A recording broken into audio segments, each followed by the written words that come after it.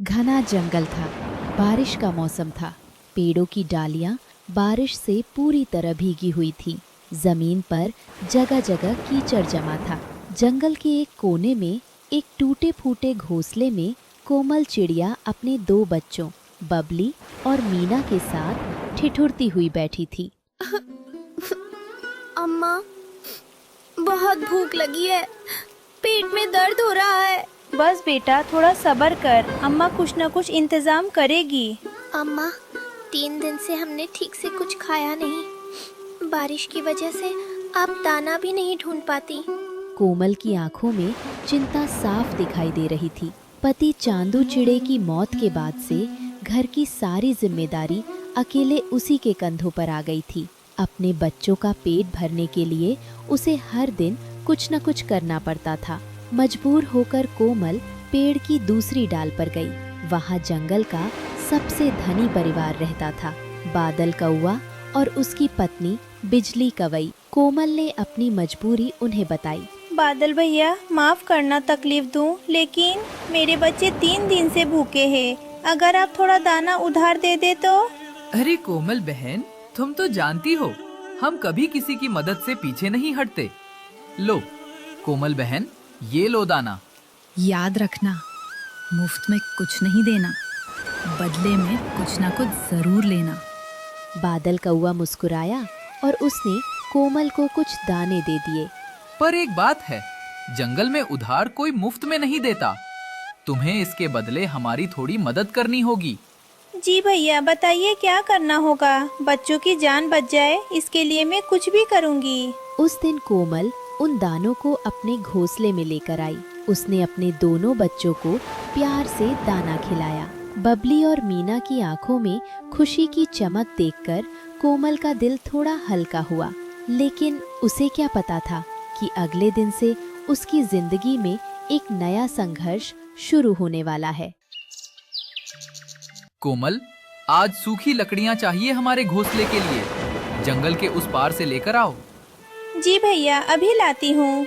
अगली सुबह कोमल बारिश में भीगते हुए बहुत दूर तक उड़कर गई और लकड़ियां लेकर वापस आई। शाम होते होते वो पूरी तरह थक चुकी थी, लेकिन आराम करने का समय नहीं था। अगले दिन फिर एक नया काम उसका इंतजार कर रहा था। कोमल, हमारा घोंसला बहुत गंदा हो गया है, साफ करो जाकर। जी बिजली बहन। धीरे धीरे यही उसका रोज का सिलसिला बन गया। कोमल सुबह से शाम तक बादल कौआ के परिवार की सेवा में लगी रहती। कभी उसे दूर जंगल से लकड़ियां लानी पड़ती, कभी उनका घोंसला साफ करना पड़ता और कभी उनके बच्चे जुगनू को दाना खिलाना पड़ता। दिन भर काम करने के बाद जब कोमल अपने घोंसले में लौटती, तब तक उसके पास अपने बच्चों के लिए भी समय नहीं बचता था। बबली और मीना अपनी माँ का इंतजार करते रहते, लेकिन उनकी माँ खुद इतनी थक चुकी होती कि बच्चों से ठीक से बात भी नहीं कर पाती। बबली, देख अम्मा कितनी थक जाती हैं रोज। पहले वो हमारे साथ बैठकर कहानियाँ सुनाती थी, अब तो सिर्फ काम काम और काम। मीना दीदी, क्या हम कभी आजाद होंगे? क्या अम्मा हमेशा उस कौवे की गुलामी करती रहेंगी? पता नहीं बबली, पर मुझे डर लगता है। जो थोड़ा सा दाना हमने उधार लिया था, उसकी कीमत अम्मा अपनी पूरी जिंदगी देकर चुका रही है। एक शाम बारिश अचानक और तेज हो गई। कोमल बारिश में पूरी तरह भीग गई थी। उसके पंख कांप रहे थे और उसका शरीर बुखार से तप रहा था। फिर भी किसी तरह वो अपने घोंसले तक पहुंची। बच्चों, आज बहुत थक गई हूँ। अम्मा, आपको बुखार है, आप आराम कीजिए, कल मत जाइएगा उनके घर। नहीं बेटा, अगर मैं नहीं गई तो बादल कौवा नाराज हो जाएंगे। कहीं हमें दाना देना बंद ना कर दें। उस रात कोमल अपने बच्चों के पास लेट गई।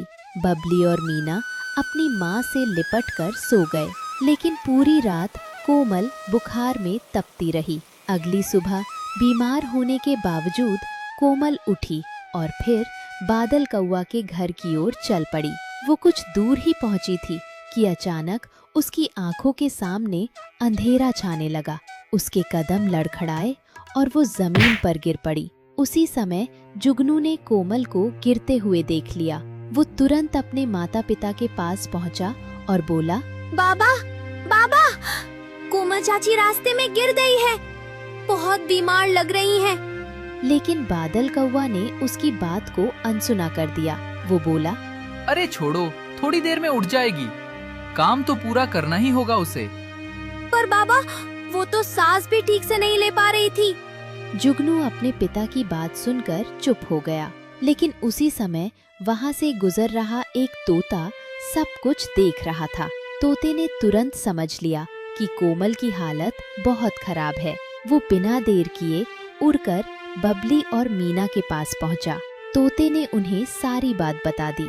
मीना बेटी, जल्दी आओ, तुम्हारी अम्मा रास्ते में बेहोश पड़ी हैं, जल्दी करो। अपनी माँ के बारे में सुनते ही बबली और मीना रोते हुए वहाँ से दौड़ पड़े। दोनों बच्चे अपनी माँ के पास पहुँचे और उसे देखकर जोर जोर से रोने लगे। माँ, आंखें खोलो माँ। बबली अपनी माँ को हिलाने लगी। मीना रोते हुए बोली, माँ, हमें छोड़कर मत जाना। तभी तोती और बुलबुल चिड़िया भी वहाँ पहुँच गईं। उन्होंने कोमल की हालत देखी तो तुरंत उसकी मदद के लिए आगे आईं। सबने मिलकर कोमल को उठाया और किसी तरह उसके घोंसले तक पहुँचाया। अम्मा, अम्मा उठिए, हमें आपकी जरूरत है। अम्मा, उठिए ना। तभी तोते को जंगल के बुजुर्ग उल्लू की याद आई। तोते ने तुरंत उल्लू को बुलाया। कुछ ही देर बाद जंगल का बुजुर्ग उल्लू वहाँ पहुँच गया। उसने कोमल की हालत देखी और फिर गंभीर आवाज में बोला, क्या हुआ है यहाँ? उल्लू दादा, कोमल बहन महीनों से बादल कौवा के घर मजदूरी कर रही हैं, सिर्फ एक मुट्ठी दाने के उधार के बदले। आज बीमार होते हुए भी काम पर गईं और रास्ते में गिर पड़ी। ये तो सरासर अन्याय है। एक मुट्ठी दाने के बदले किसी की पूरी जिंदगी गिरवी रखना, ये कैसा इंसाफ है? इसके बाद उल्लू सीधा बादल कौवा और बिजली कवई के घोंसले की ओर चल पड़ा। उसके साथ तोता और बुलबुल चिड़िया भी थी। उल्लू ने बादल कौवा और बिजली कवई को सारी सच्चाई बता दी। बादल कौवा, तुमने एक बेसहारा माँ से इतना छोटा सा उधार देकर उसे हफ्तों गुलाम बना डाला, ये कैसा इंसाफ है? उल्लू दादा, मैंने तो बस थोड़ी मदद मांगी थी बदले में। मदद और शोषण में फर्क होता है बादल कौवा। जो कोमल तुम्हारी वजह से आज बीमार होकर मौत के करीब पहुंच गई है, उसका जिम्मेदार कौन है? बादल कौवा और बिजली कवई की आंखें खुल गईं। उन्हें एहसास हुआ कि उन्होंने कोमल की मजबूरी का फायदा उठाया था। तभी जुगनू, जो अब तक सारी बातें सुन रहा था, अपने पिता के पास आया। उसने अपने पिता से कहा, बाबा, मैंने आपसे कहा था ना कि चाची बीमार लग रही थी, पर आपने ध्यान ही नहीं दिया। जुगनू की बात सुनकर बादल कौवा के पास कोई जवाब नहीं था। उसने अपना सिर झुका लिया। उसे अपनी गलती का एहसास हो चुका था। बादल कौवा और बिजली कवई तुरंत कोमल के घोंसले की ओर गए।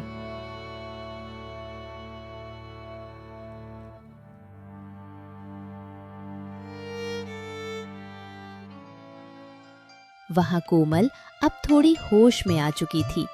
कोमल बहन, मुझे माफ कर दो। मैंने तुम्हारी मजबूरी का फायदा उठाया। एक मुट्ठी दाने के लिए मैंने तुम्हारी सेहत, तुम्हारा वक्त, तुम्हारे बच्चों का सुख सब छीन लिया। मुझे सच में शर्म आ रही है। हमने कभी नहीं सोचा कि हमारी लालच किसी की जान पर बनाएगी। माफ कर दो कोमल बहन। बादल भैया, गुस्सा नहीं, बस इतना समझ लो, मदद वो होती है जो दिन से दी जाए, कीमत वसूल करने के लिए नहीं। आज से तुम्हारा कोई कर्ज नहीं, बल्कि अब से जब भी तुम्हें जरूरत हो, हम बिना शर्त तुम्हारी मदद करेंगे। बबली और मीना अपनी माँ से लिपटकर, याद रखो दोस्तों, असली अमीरी दौलत में नहीं, दिल की नेकी में होती है।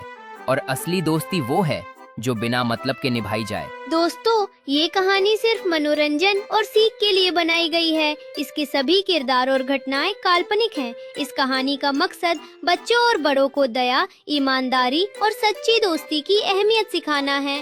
अगर आपको ये कहानी पसंद आई हो तो इसे लाइक, शेयर और सब्सक्राइब करना ना भूलें। जंगल के बीचों बीच एक ऐसी नदी बहती थी जिसका पानी रात के अंधेरे में नीले रंग का चमकता था। इसे सब जादुई नदी कहते थे। इस नदी में एक सुनहरी मछली रहती थी जिसका नाम तारा था। वो मछली कोई मामूली मछली नहीं थी। वो अपनी जादुई शक्ति से नदी के पानी को सदा साफ और मिठास से भरपूर रखती थी, जिसे पीकर जंगल के सारे पक्षी खुश रहते थे। कोमल चिड़िया का परिवार रोज सुबह इस नदी पर दाना चुगने आता था। मम्मा, पापा, देखो तारा मछली पानी में गोल गोल घूमते हुए कितनी सुंदर लग रही है। हाँ बबलू भैया, और देखो इसके तैरने से पानी कितना चमक रहा है। कोमल, इस नदी का पानी सच में जंगल के लिए किसी वरदान से कम नहीं है। ये सब तारा मछली की वजह से ही है। लेकिन वो खुशी ज्यादा देर तक नहीं रहती। उसी रात जब पूरा जंगल सो रहा था और नदी के किनारे हल्की धुंध छाई हुई थी, तभी अंधेरे में दो काले साए नदी के पास आते हैं। वो बादल कव्वा और बिजली कव्वी थे। इनके पास मछली पकड़ने का जाल था। बिजली, जल्दी करो, चांद की रोशनी में वो सुनहरी मछली साफ दिखाई दे रही है। जल्दी से जाल फेंको और मछली को पकड़ो। हाँ बादल, अगर ये सुनहरी मछली हमारे पास होगी तो इसके सारे जादुई सुनहरी मोती भी हमारे होंगे और हम जंगल के सबसे अमीर पक्षी बन जाएंगे। ऐसा कहते हुए बिजली कव्वी वो जाल फेंकती है और तारा मछली को नदी से निकालकर एक मटके में बंद कर देती है। जैसे ही मछली नदी के पानी से बाहर आती है तो नदी की चमक गायब हो जाती है और वो पानी काला और कड़वा होने लगता है। अगली सुबह जब कोमल चिड़िया और इसके दोस्त कबूतर तोता नदी पर पहुंचते हैं तो नदी का नजारा देखकर उनके होश उड़ जाते हैं। नदी का पानी काला हो चुका था और तारा मछली वहाँ नहीं थी। ओ नहीं, ये नदी का पानी काला कैसे हो गया और हमारी तारा मछली कहाँ गई? ये पानी तो बिल्कुल कड़वा हो चुका है। इसे कोई पक्षी पी भी नहीं सकता। जरूर ये किसी दुश्मन की शरारत है। दोस्तों, तारा मछली के बिना नदी मर जाएगी और पूरा जंगल प्यासा रह जाएगा। हमें तुरंत इसे ढूंढना होगा। तभी झाड़ियों के पीछे से रोता हुआ जुगनू कौवा बाहर आता है। वो बहुत डरा हुआ था। आंटी, आंटी, हमें माफ कर दो। रात को पापा और मम्मा ने लालच में आकर तारा मछली को चुरा लिया था। मैंने उनकी बातें सुनी थी। वो पहाड़ी के पीछे वाली गुफा में गए थे और वहाँ जाकर वो उसके जादुई मोती निकालना चाहते थे। मुझे पता था, ये बादल बिजली कभी नहीं सुधरने वाले। चलो चिड़िया बहन, चलते हैं, तारा मछली को बचाना होगा। उधर पहाड़ी के पीछे अंधेरी गुफा में बादल कौवा और बिजली कव्वी मटके के सामने बैठे गुस्से से चिल्ला रहे थे। मटके के अंदर तारा मछली रो रही थी, लेकिन कोई भी मोती बाहर नहीं आ रहा था। सुनहरी मछली, जल्दी करो, हमें जादुई मोती दो, वरना हम तुम्हें पानी से बाहर निकाल देंगे। हाँ जल्दी करो, तुम्हारा जादू अब हमारे काम आना चाहिए। तभी गुफा के दरवाजे पर एक तेज रोशनी चमकती है। कोमल चिड़िया, चंदू चिड़ा, बंटी, कबूतर, तोता सभी वहाँ पहुँच चुके थे। बबलू और मीना के हाथों में नदी के चमकते हुए नीले पत्थर थे, जिनकी रोशनी से गुफा चमक उठी थी। रुक जाओ बादल कव्वे, इस मासूम मछली को आजाद करो, वरना ये जादुई पत्थर तुम्हें यहाँ भस्म कर देंगे। छोटी चिड़िया, तुम हमारा कुछ नहीं बिगाड़ सकती। बादल जी, मटके को उठाओ और भागो यहाँ से। बादल कौवा जैसे ही मटके को उठाने के लिए पंख बढ़ाता है, मीना और बबलू अपनी चतुराई दिखाते हैं। वो नदी के चमकते हुए पत्थर गुफा की छत पर मारते हैं। ये लो कव्वे अंकल, नदी का जादू देखो। वो पत्थर जाल में बदल जाते हैं और कव्वे खुद उस जाल में फंस जाते हैं। हाय हाय, मैं फंस गया, बचाओ, कोई बचाओ। कव्वा, तुम्हें अपने किए की सजा मिल गई। चलो चिड़िया बहन, तारा मछली को नदी में छोड़ आते हैं। फिर सभी पक्षी मटके को लेकर भागते हुए नदी के पास जाते हैं। कोमल चिड़िया बड़े प्यार से तारा मछली को मटके से निकालकर नदी के पानी में छोड़ देती है। मछली के नदी में जाते ही नदी का पानी फिर से चमकने लगता है। धन्यवाद दोस्तों, तुम सबने मुझे बचा लिया। अब ये नदी तुम्हारे लिए हमेशा मीठी रहेगी। तभी जुगनू कौवा आगे आता है। मछली जी, मेरे माता पिता को माफ कर दो मेरे लिए। जुगनू, तुम सच्चे हो। मैं तुम्हारे लिए तुम्हारे माता पिता को आजाद करती हूँ। प्यारे दोस्तों, इस कहानी से हमें ये सीख मिलती है कि कुदरत की दी हुई चीजों पर सबका बराबर का हक होता है। लालच में आकर किसी का नुकसान करने वाले का अंजाम हमेशा बुरा होता है। जंगल में गर्मी बढ़ चुकी थी। नदी, नाले और तालाब सब सूख चुके थे और पक्षी बूंद बूंद पानी के लिए तरस रहे थे। कोमल चिड़िया का परिवार अपने घोंसले में बैठा प्यास से बेहाल हो रहा था। मीना और बबलू का भी प्यास के कारण बुरा हाल था। मम्मा, मम्मा, मुझे बहुत तेज प्यास लगी है। गले में कांटे चुभ रहे हैं। क्या पीने को थोड़ा सा पानी भी नहीं है? हाँ मम्मा, भैया ठीक कह रहा है। नदी का सारा पानी तो धूप के कारण सूख चुका है। अब हमें पानी कहाँ से मिलेगा? मीना, बबलू, धीरज रखो। मैं और तुम्हारे पापा अभी जंगल के दूसरे कोने में जाते हैं और कहीं न कहीं से पानी का इंतजाम करते हैं। तभी चंदूचिड़ा उड़ता हुआ घर में आता है। कोमल, आसमान में काला बादल तो आया हुआ है, लेकिन न जाने वो बरस क्यों नहीं रहा। ऐसा लगता है जैसे बादल हमारे जंगल से रूठ गया है। आसमान में एक बहुत बड़ा काला बादल पिछले 2 दिनों से छाया हुआ था, परंतु वो एक बूंद भी पानी नहीं बरसा रहा था। कोमल चिड़िया और चंदूचिड़ा पानी की खोज में उड़ते उड़ते उस विशाल काले बादल के पास जाते हैं। बादल जी, आप तो इतने बड़े और पानी से भरे हुए हैं, फिर हमारे जंगल पर बरसते क्यों नहीं? हमारे बच्चे प्यासे हैं। चिड़िया की बात सुनकर बादल कहता है, देखो चिड़िया, मैं बहुत उदास हूँ, इसलिए मेरा बरसने का मन नहीं है। कुछ दिन पहले जब मैं यहाँ से गुजर रहा था तो जंगल के कुछ पक्षियों ने मेरी बहुत बेइज्जती की थी। जब तक वो पक्षी मुझसे सच्चे दिल से माफी नहीं मांगेंगे, मैं इस जंगल में एक बूंद भी पानी नहीं बरसाऊंगा। परंतु बादल जी, हमारे जंगल के पक्षी तो बहुत अच्छे हैं। भला आपको किसने बुरा कहा? हमें इनके नाम बताइए। कौवे, काले कौवे थे वो। उन्होंने मुझ पर कीचड़ उछाला था और कहा था कि मेरी वजह से उनका घोंसला गीला हो जाता है। कोमल चिड़िया तुरंत समझ जाती है कि ये काम बादल और बिजली ही कर सकते हैं। चंदू जी, चलिए, ये काम कौवों का है, हमें उनसे जाकर बात करनी होगी। लेकिन चिड़िया, वो कौवे बहुत बुरे हैं, वो हमारी बात नहीं सुनेंगे। हाँ चंदू जी, जंगल के सभी पक्षियों को साथ ले चलते हैं, फिर वो जरूर हमारी बात मानेंगे। ऐसा कहते हुए चिड़िया और चंदूचिड़ा कबूतर और तोते को साथ ले जाते हैं और वो कौवों के घर पहुंचते हैं। घोंसले में बादल, बिजली और जुगनू प्यास के मारे नढाल बैठे थे, परंतु उनका घमंड अभी भी बाकी था। कौवों, तुम्हारी बेवकूफी के कारण आज पूरा जंगल प्यासा मर रहा है। तुमने काले बादल की बेइज्जती की, अब तुम्हें माफी मांगनी होगी। अरे मोटी चोंच वाले, जाओ जाओ, हम क्यों माफी मांगे? बादल कोई हमारे जंगल का राजा नहीं है। वैसे भी बारिश जब होनी है तो अपने समय पर ही होगी। ठीक कहा बिजली, चले जाओ पक्षियों यहाँ से। हम किसी के सामने सर नहीं झुकाएंगे और ना ही किसी से माफी मांगेंगे। कौवों का ये रवैया देखकर सभी पक्षी बहुत उदास हो जाते हैं और वो वापस चले जाते हैं। गर्मी और भी ज्यादा बढ़ जाती है। प्यास के कारण जंगल के पौधे मुरझाने लगे थे। अगली सुबह तक हालत इतनी खराब हो गई थी कि बादल कौवे का बेटा जुगनू प्यास की वजह से बेहोश होकर जमीन पर गिर पड़ता है। ये देखकर बिजली और बादल रोने लगते हैं।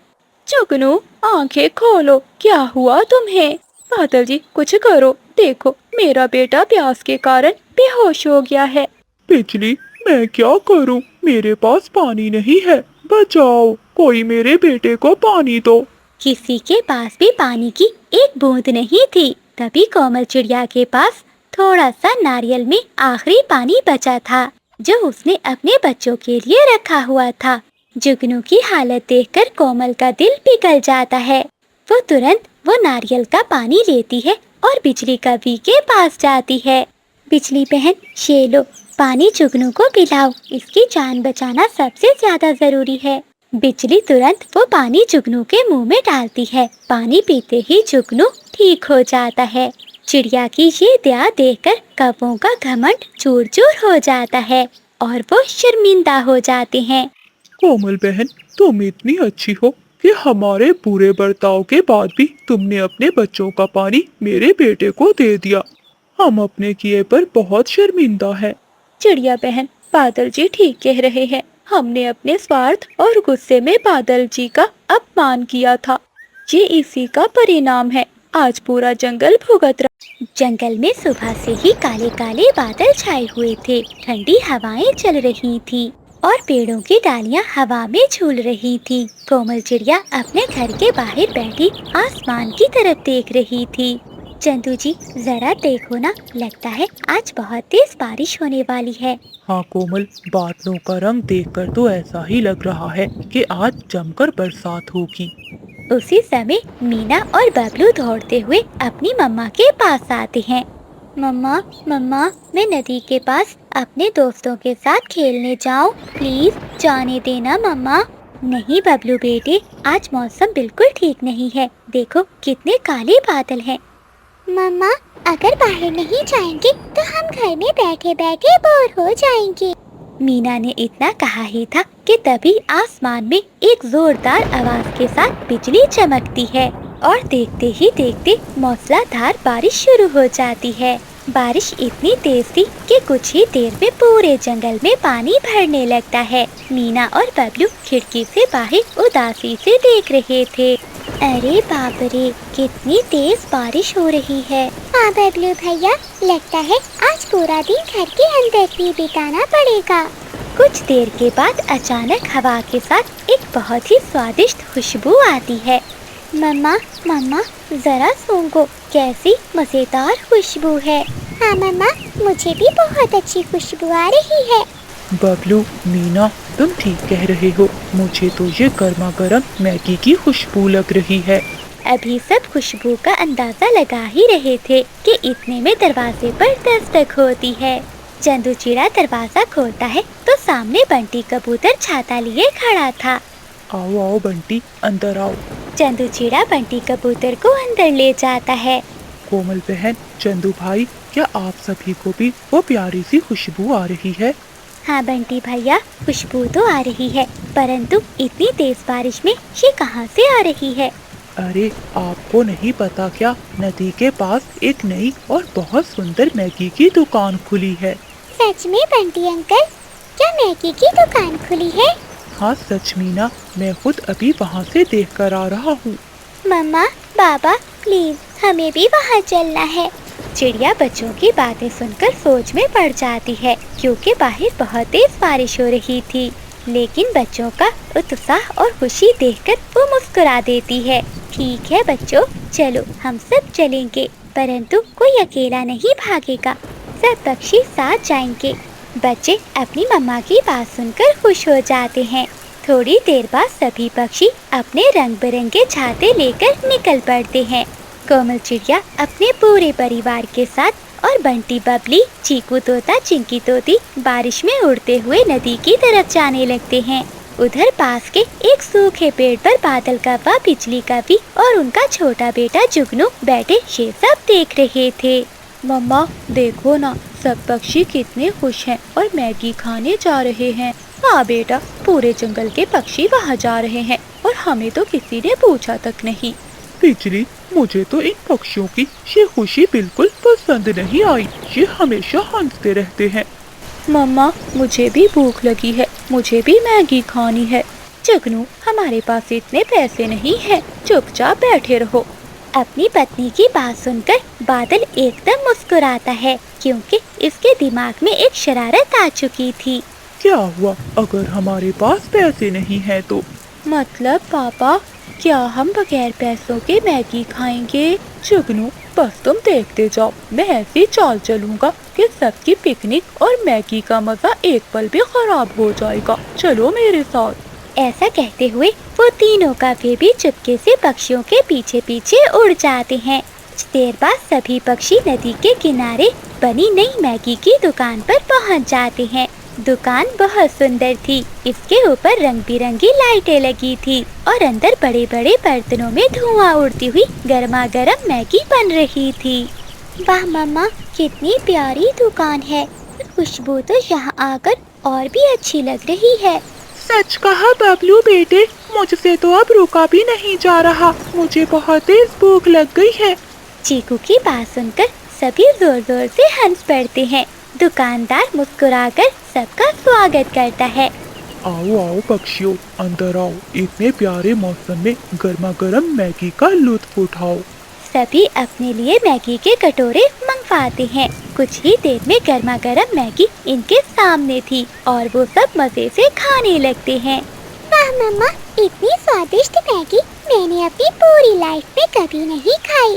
जहाँ सब खाने में मगन थे, वहीं दुकान के पीछे बादल कौवा घूम रहा था और मौका तलाश कर रहा था। तभी इसकी नजर दुकानदार के पैसे वाले डिब्बे पर पड़ती है, जिसमें बहुत सारे नोट और सिक्के थे। ये देखकर कौवे की आंखें चमक उठती हैं। बिजली, जुगनू, इधर देखो, मुझे एक आइडिया आया है। क्या आइडिया आया है बादल? जल्दी बोलो। अगर दुकानदार का ये पैसे वाला डिब्बा यहाँ से गायब हो जाए तो? फिर क्या होगा पापा? जुगनू, फिर इसकी दुकान में ऐसा हंगामा मचेगा कि सबकी मैगी का स्वाद उड़ जाएगा। हो हो हो। जैसे ही दुकानदार रसोई की तरफ मुड़ता है, बादल कौवा मौका देखकर पैसे वाला डिब्बा उठा लेता है और दुकान के पीछे लगी घनी झाड़ियों में छुपा देता है। कुछ देर बाद दुकानदार जब वापस आता है तो वो पैसे रखने के लिए डिब्बा देखता है, परंतु वहाँ डिब्बा नहीं था। अरे ये क्या हुआ? मेरे पैसे वाला डिब्बा कहाँ है? अभी तो यहीं रखा था। दुकानदार की बातें सुनकर सभी पक्षी चौंक जाते हैं। क्या हुआ दुकानदार भाई, आप इतने चिंतित क्यों हैं? बंटी कबूतर, मेरे पूरे दिन की कमाई और सारे पैसे इस डिब्बे में थे। कोई इसे चोरी कर ले गया। परंतु इतनी तेज बारिश में यहाँ चोरी कौन कर सकता है? दुकानदार बहुत परेशान होकर इधर उधर देखने लगता है। उधर बादल कौवा, बिजली कौवी और जुगनू एक कोने में बैठे ये सब तमाशा देख रहे थे और दिल ही दिल में खुश हो रहे थे। बादल जी, अब आएगा ना असली मजा। बिजली, अभी तो खेल शुरू हुआ है, अब देखो मैं क्या करता हूँ। बादल कौवा अपने बेटे जुगनू को इशारा करता है। जुगनू अपने बाबा के कहने पर अचानक सबके सामने ऊंची आवाज में बोलना शुरू कर देता है। मुझे लगता है वो पैसे वाला डिब्बा इस बबलू ने चुराया होगा। मैंने इसे वहाँ घूमते देखा था। जुगनू की बात सुनते ही पूरी दुकान में एकदम सन्नाटा छा जाता है। क्या? नहीं, मैंने तो डिब्बे को पंख तक नहीं लगाया। ये बिल्कुल झूठ है, मेरा भाई चोर नहीं है। दुकानदार भाई, मेरा बेटा ऐसे गलत काम नहीं कर सकता। हम इसे अच्छे संस्कार देते हैं। मेरी पत्नी ठीक कह रही है। बिना किसी पक्के सबूत के किसी मासूम बच्चे पर ऐसा घिनौना आरोप नहीं लगाना चाहिए। दुकानदार उलझन में पड़ जाता है कि वो किसकी बात पर यकीन करे। इसी समय चिंकी तोती की नजर दुकान के फर्श पर जाती है, जहाँ कुछ काले रंग के पंख गिरे हुए थे। पक्षियों, जरा नीचे देखो, ये क्या है? चीकू तोता गौर से देखता है। अरे चिंकी, ये तो कौवे के काले पंख है। यहाँ इस दुकान में कौवे कहाँ से आ गए? अब दुकान में मौजूद हर एक पक्षी की नजर कौवों पर थी। बादल कौवा बुरी तरह से घबरा जाता है और इसके चेहरे का रंग उड़ जाता है। अम्मा, मुझे क्या पता, पंख तो किसी के भी गिर सकते हैं। बादल भाई, अगर तुम्हें कुछ नहीं पता तो तुम्हारी आवाज क्यों कांप रही है? तुम इतने घबराए हुए क्यों हो? जरूर तुमने ही कुछ किया है और इल्जाम मेरे बेटे पर लगा रहे हो। सब पक्षियों के गुस्से वाले चेहरे देखकर छोटा जुगनू बेचैन होने लगता है। इसका दिल जोर जोर से धड़क रहा था। चुप रहना जुगनू, एक लफ्ज भी मत बोलना। परंतु जुगनू का ज़मीर जाग चुका था। इसे अपने दोस्त बबलू पर झूठा इल्जाम बर्दाश्त नहीं हो रहा था। मम्मा, मुझे बहुत डर लग रहा है, मुझे झूठ नहीं बोलना। चुप रहो जुगनू, अपना मुंह बंद रखो। जुगनू कौवा चिल्लाकर कहता है। नहीं बाबा, मैं सच बताऊंगा। कोमल आंटी, बबलू ने कुछ नहीं किया। पैसे वाला डिब्बा बाबा ने दुकान के पीछे झाड़ियों में छुपाया है। जुगनू का ये सच सुनकर सभी पक्षी और दुकानदार हैरान रह जाते हैं। दुकानदार फौरन भागकर दुकान के पीछे झाड़ियों में जाता है और वहाँ सच में पैसे वाला डिब्बा पड़ा था। ये देखकर वो बहुत खुश होता है। मेरे पैसे मिल गए। जुगनू बेटा, तुम बहुत अच्छे हो, तुम्हारा बहुत बहुत धन्यवाद, तुमने सच बोला। बादल कौवा बिजली कौवी शर्म के मारे अपना सर झुका लेते हैं, क्योंकि इनकी चोरी पकड़ी जा चुकी थी। देखा बादल, दूसरों की खुशी खराब करने और मासूमों पर इल्जाम लगाने का यही अंजाम होता है। ठीक कहा कबूतर, और कब्बो याद रखो, झूठ के पाँव नहीं होते, वो ज्यादा देर तक नहीं छुप सकता। बाहर बारिश अब भी हो रही थी, परंतु दुकान के अंदर का माहौल अब बहुत खुशगवार हो चुका था। तभी दुकानदार मुस्कुराता है और कहता है, दोस्तों, आज आप सबकी वजह से मेरी पूरी दुकान की कमाई चोरी होने से बच गई, इसलिए मेरी तरफ से एक बहुत बड़ी खुशखबरी है। कैसी खुशखबरी है अंकल? मीना बेटी, आज इस सच्चाई की जीत की खुशी में सबको एक एक कटोरा स्पेशल गर्मा गर्म मैगी मेरे तरफ से बिल्कुल फ्री में मिलेगी। क्या सच में? वाह, ये हुई ना बात। फिर दुकानदार सभी पक्षियों को एक एक कटोरा मैगी का देता है। जुगनू कौवा अपनी गलती पर शर्मिंदा होकर चुपचाप एक कोने में अकेला बैठा था। तभी बबलू अपना मैगी का कटोरा लेकर इसके पास आता है। जुगनू, तुम वहाँ अकेले क्यों बैठे हो? आओ, मैगी नहीं खाओगे? लेकिन बबलू, मैंने तो तुम पर झूठा इल्जाम लगाया था। कोई बात नहीं, तुमने समय पर सच बोलकर अपनी गलती सुधार ली, परंतु अगली बार अपने पापा के कहने पर ऐसी गंदी शरारत मत करना। ठीक है बबलू दोस्त, मैं हमेशा सच बोलूँगा। तो प्यारे दोस्तों, इस कहानी से हमें ये सीख मिलती है कि कभी भी हसद में आकर झूठ और गलत आरोप लगाकर किसी मासूम को परेशानी में नहीं डालना चाहिए। सच्चाई और ईमानदारी का रास्ता ही सबसे अच्छा होता है, और सच चाहे कितनी भी देर से सामने आए, परंतु एक न एक दिन सामने जरूर आता है, और जीत हमेशा सच की ही होती है। जंगल के एक सुंदर किनारे पर कोमल चिड़िया का एक बहुत ही सुंदर अंगूरों का बाग था। इस बाग में दूर दूर तक लंबी लंबी हरी बेलें फैली हुई थीं, जिन पर हर साल बहुत ही मीठे, रसीले और चमकदार अंगूर लगते थे। कोमल चिड़िया, चंदू चिड़ा और इनकी बेटी मीना और छोटा बबलू मिलकर रात दिन इस बाग की देखभाल करते थे। एक सुबह जब कोमल चिड़िया रोज की तरह मुस्कुराती हुई अपने बाग में पहुंचती है, तो वहां का नजारा देखकर उसका चेहरा उतर जाता है। वो चिंतित हो जाती है। बाग की बेलों के पत्ते मुरझाए हुए थे और जमीन की मिट्टी सूखी पड़ी थी। अरे, ये अचानक क्या हो गया? हमारे इतने सुंदर बागीचे की ये हालत कैसे हो गई? मम्मा, देखो ना, पानी ना मिलने की वजह से हमारे बागीचे के कुछ अंगूर तो अभी से सूखने और काले पड़ने लगे हैं। हाँ मम्मा, मीना दीदी ठीक कह रही हैं। अगर बारिश नहीं हुई या हमें पानी नहीं मिला तो हमारा पूरा बागीचा खराब हो जाएगा, और फिर हमें खाने को मीठे अंगूर भी नहीं मिलेंगे। बबलू की बात सुनकर कोमल चिड़िया बहुत चिंतित हो जाती है। इधर पूरे जंगल में सूखा पड़ने लगा था। छोटे छोटे तालाब और नदियां सूख रही थीं और हरी घास पीली पड़ चुकी थी। जंगल के सभी पक्षी पानी की बूंद बूंद के लिए परेशान थे। इसी जंगल के दूसरे कोने में बादल कौवा, बिजली कौवी रहते थे, जो कुछ दिन पहले ही उन्होंने अपने एक पुराने कुएं के पास नया घर बनाया था, और खुशकिस्मती से उस कुएं में अभी भी काफी पानी बचा हुआ था। बादल जी, जरा देखो, पूरे जंगल के पक्षी प्यासे मर रहे हैं। परंतु हमारा कुआं अभी भी पानी से भरा हुआ है। हाँ बिजली, तुमने बिल्कुल ठीक कहा। पूरे जंगल में पानी की कमी है और पानी का एक एक कतरा हीरे जैसा कीमती हो चुका है। तो फिर बादल जी, हमें इस कठिन समय का पूरा फायदा उठाना चाहिए और दूसरे पक्षियों की मजबूरी का सौदा करना चाहिए। दोनों लालची कौवे ये सोचकर हंसने लगते हैं। अगली सुबह कोमल चिड़िया अपने मुरझाए हुए बागीचे को बचाने के लिए पानी की खोज में निकल पड़ती है। वो जंगल में कई जगह पर जाती है, परंतु हर तरफ सिर्फ सूखी मिट्टी ही दिखाई दे रही थी। कोमल चिड़िया पूरा जंगल छान मारती है, परंतु उसे कहीं भी पानी का एक कतरा नहीं मिलता। आखिरकार उड़ते उड़ते उसे बादल कौवे का वो पुराना कुआं दिखाई देता है, जिसमें पानी चमक रहा था। वो उम्मीद की किरण लेकर कुएं के पास उतरती है। बादल भैया, बिजली बहन, मेरे अंगूरों का बगीचा पानी के बगैर सूख रहा है। क्या आप मुझे अपने कुएं से थोड़ा सा पानी दे सकते हैं? पानी? कोमल चिड़िया, तुम इतनी आसानी से हमारे पास पानी मांगने आ गई?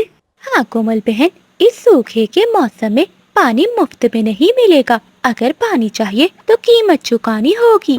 बिजली बहन, मेरा पूरा बाग सूख रहा है, मेरे बच्चे उदास हैं, बताओ क्या कीमत चाहिए?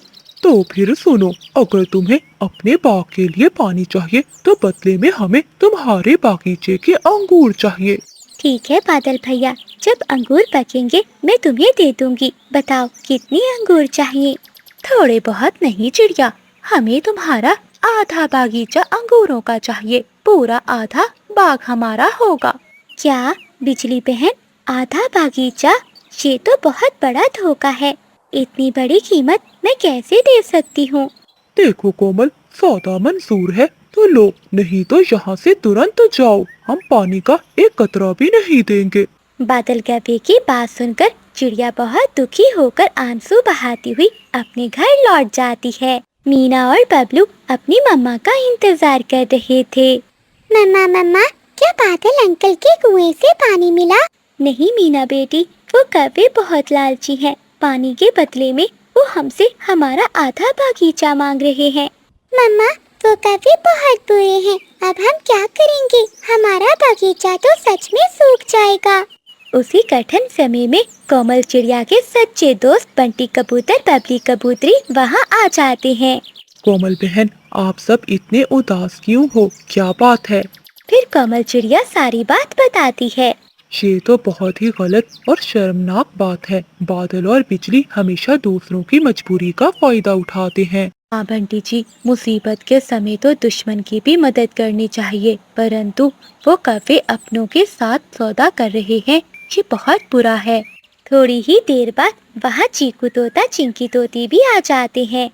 वो सभी दोस्त मिलकर पानी का कोई नया उपाय सोचने लगते हैं, परंतु किसी को भी कोई रास्ता नहीं सूझ रहा था, क्योंकि पूरा जंगल ही सूख चुका था। दिन बीतते गए और बाग की हालत बदतर से बदतर होती गई। समय गुजरने के साथ साथ अंगूरों की बेलें और सूखने लगती हैं और इनके पत्ते झड़ने लगते हैं। मीना और बबलू सुबह सुबह बागीचे में जाकर मुरझाई हुई बेलों को देखते हैं और कोने में बैठकर उदास हो जाते हैं। एक तपती हुई दोपहर बबलू अकेला दाने की खोज में जंगल के दूर दराज पहाड़ों की तरफ घूम रहा था। तभी इसे दूर से एक ऊंची पहाड़ी के पीछे कुछ बहुत तेज चमकता हुआ दिखाई देता है, जैसे कोई हीरा चमक रहा हो। वो पहाड़ी के पीछे क्या है जो तारों की तरह चमक रहा है? मुझे पास जाकर देखना चाहिए। बबलू उत्साह के मारे तेज उड़ता हुआ वहाँ पहुँचता है। जब वो पहाड़ी के पीछे उतरता है तो वहाँ का नज़ारा देखकर वो बहुत खुश हो जाता है। वहाँ पत्थरों के बीच में एक छोटा सा सुंदर झरना बह रहा था, जिसका पानी शीशे की तरह बिल्कुल साफ और ठंडा था। वाह, ये तो सच में पानी का झरना है। ये पानी तो हमारे पूरे बागीचे को नई जिंदगी दे सकता है। मुझे जल्दी से घर जाकर सबको बताना होगा। बबलू बिना वक्त गवाए उड़ता हुआ तुरंत अपने घर पहुंचता है और अपनी मम्मा को बताता है। मम्मा, पापा जल्दी बाहर आओ। मम्मा, क्या हुआ बेटा, तुम इतने हाँफ क्यों रहे हो? सब ठीक तो है ना? मम्मा,